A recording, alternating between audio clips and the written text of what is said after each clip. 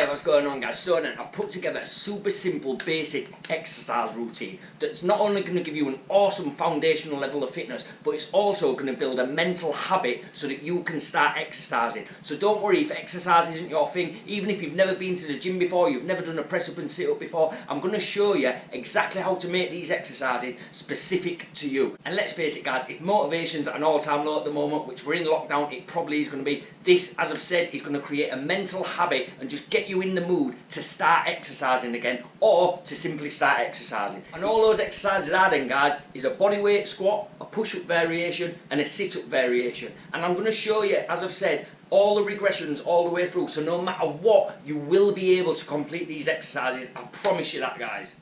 Okay, then I'm going to show you how to do these exercises, I'm going to show you the regressions, and then I'm going to tell you exactly how you're going to do them and perform them in the morning in the sequence of the 10-day challenge. Enjoy guys.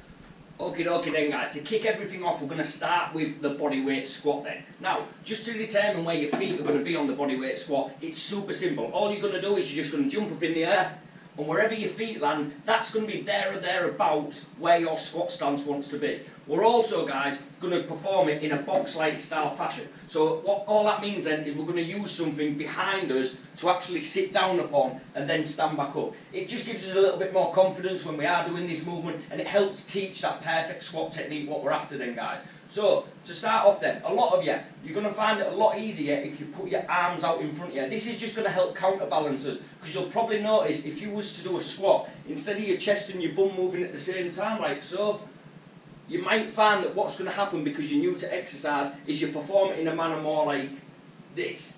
Which again, don't worry if you are there yet guys, it's just a good habit to get into to keep that chest nice and keep that chest out and that back nice and straight. Because if you imagine if we had a weight on our back and we was to squat like this, there's going to be no pain on our lower back there compared to if we was to squat like this. See what I'm saying? So that's what we're trying to do. We're trying to create the habit of a good, perfect bodyweight squat. Not only that then guys, by doing this we're going to engage our glutes a lot more, our booty, and we're going to work on that little muffin top area, which let's face it, we could all do with shedding a few pounds on, or we'd all like to.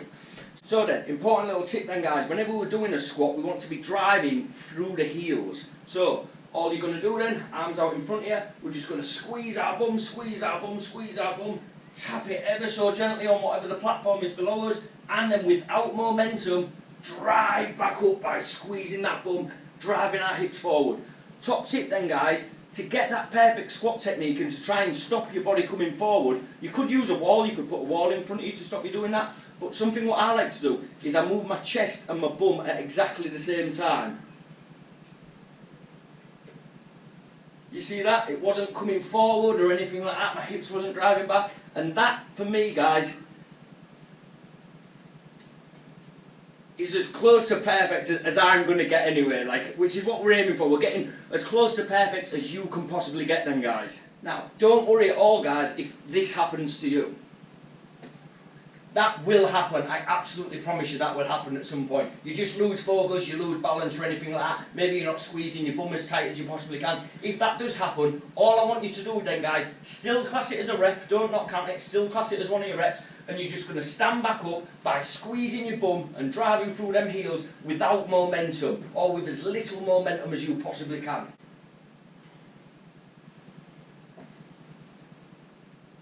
Okay then guys, so don't worry at all if it's not in your capabilities to get as low as the right angle. All you simply need to do is just prop that up with a pillow or maybe a folded up jumper or something like that, but just get as low as you can possibly go and just gently, as I've said, tap that bum and stand back up.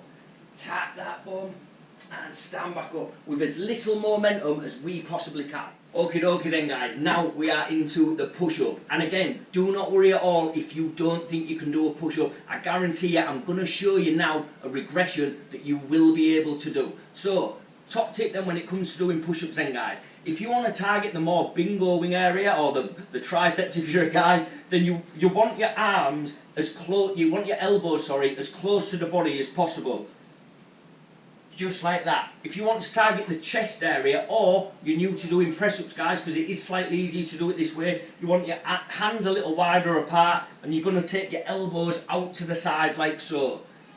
So again then guys, if you want to hit the triceps area, your elbows are coming in. If you want to hit the chest area, your elbows are coming out. Now then, what we want to do whilst performing the push-up then guys, we want a perfect straight line from our shoulders all the way down to our heels, or all the way down to our knees if we're performing them on our knees. And then all we're going to do then, if we're from this position, we're hitting the triceps, simply lower down just before we touch the floor, we drive with our chest back up. Again guys, if you need to go down to your knees and do this, either with your feet raised or feet planted, feet raised is a little bit trickier though guys.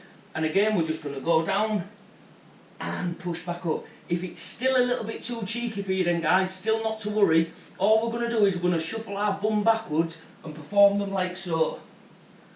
And then we can keep going backwards and regressing backwards to whatever our capabilities or fitness allows us to do so. And don't worry at all, maybe guys, maybe you want to do 5 like this. And then just as we approach the 5, we push it back a little bit and we do another 5 this way. Whatever you can do guys is better than doing nothing. Okay then guys, the third and final exercise is the dreaded sit-up, or the muffin top smasher as I like to call them. I've never called them that before. So then guys, here we go. All I want you to do then guys, the way we're going to target our abs is we're not going to have our feet tucked in. I don't want you tucking your feet or putting a weight on your feet, because what we're actually doing by doing that is we're pulling from the hip flexors and we're not pulling from the ab area that we want to be working. We'd still be doing an exercise, you'd still be performing an exercise, you just wouldn't be targeting the area that we want to target. So then, the most toughest variation of this then guys would be your hands up near your head, and you're just going to lower down, and just before your shoulder blades touch the ground then, we're going to squeeze those abs, we're going to pull them together and drive our body back up. And again guys, if we need to regress that, some of you might be more comfortable with your hands up on your chest like so. If we wanted to regress it a little bit more, we can put our hands by our sides. And if this is still a little bit too cheeky for you then guys, what we do is we regress backwards to the half sit-up. And the way we do the half sit-up then guys, is we take the bottom of our fingers to the top of our knees, like so. Once we've reached the top, we slow back down nice and slow, just as our shoulder blades touch the ground, we squeeze those abs and pull us back up. Guys, you're going to know if you're doing this right, because they're bloody horrible. Okie dokie then guys, so now we know how to perform the exercises themselves. How are we going to perform them into the challenge? How are we going to make those exercises work for us and build that foundational fitness and build that mental habit of exercising? Well, it's pretty simple then guys. Week 1 and week 2 then, what you're going to do is you're going to do 10 bodyweight squats, 10 push-ups and then 10 sit-ups. Then week 3 and week 4, what we're going to do is we're going to add an extra set. So you're going to do 10 bodyweight squats, 10 push-ups, 10 sit-ups. You're going to rest for 30 seconds to a minute, then 10 more bodyweight squats, 10 more push-ups and 10 more sit-ups. Then what we're going to do, week 5 and 6, we're going to go for 3 sets. Week 7 and 8, we're going to go for 4 sets. And then week 9 and 10, by the time you get there, you'll be doing 5 sets. So all in all, guys, you will be doing 50 bodyweight squats, 50 push-ups and 50 sit-ups. I know that that might scare you guys, but I promise you, you will be able to get there within 10 days if you work hard enough. And again, you will build the mental capacity and the mental habit to want to be exercising. I swear to God, it might start pretty tough, but you will get there. And don't worry at all what level of regression you're at. All that does is it builds you a bigger scope to work towards. So, for instance, if you was doing push-ups on your knees, you've got a good target goal there to manage to start getting up on your feet. And you don't have to do it all at once, guys.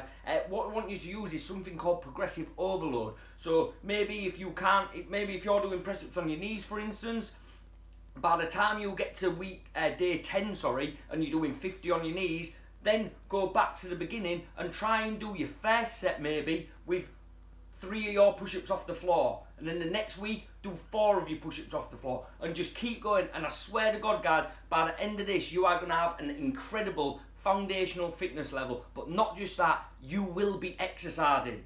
This is gradually going to build up until you are doing a fully blown workout. And if you do the exercises how I've taught you guys, you are definitely going to be on the right track. Thanks for watching, guys. I hope you found this interesting. See you next time.